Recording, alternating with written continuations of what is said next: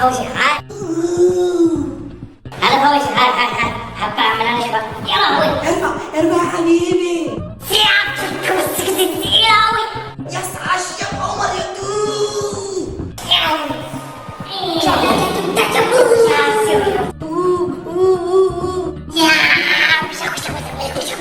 يا عمر التمرين دي صعبة أوي يا عمر.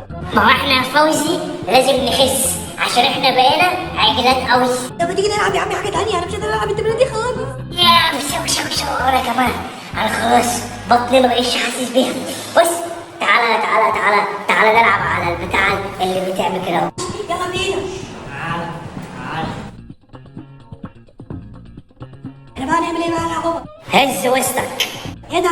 هي بتعمل كده ليه؟ طب هي دي تمرينة الوسط بتعمل كده اهو.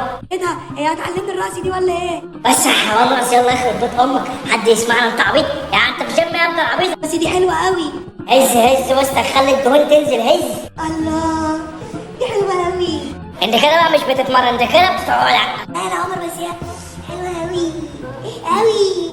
تعالى يا ده حمار يلا، تعالى نلعب على العجلة هناك، تلعب على العجلة. يلا يا فوزي اركب على العجلة دي، اركب يلا بدل كده بدل يلا. طب ليه بيدارك ولا ايه يا عم هو في ايه؟ انت يا حيوان، انت كده مش فالح في اي لعبه، كل لعبه تهزر فيها العبك ايه؟ انا ما رضيتش انزلك انت تحت، انت تحت بص تحت حيتان ممكن يشيلوك كده اهو. العب وانت ساكت احسن. اه يا عم انا عايز اشيل حديد، مش عايز العب اللعب دي.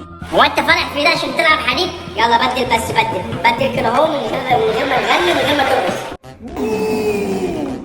يس عاش يا وحش. ربنا يحرسك يا ابني والله. يا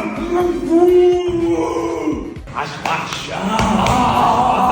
يسو اهدى يا وحش، الحيطان هتقع علينا. انت راكب موتوسيكل ده ولا ايه؟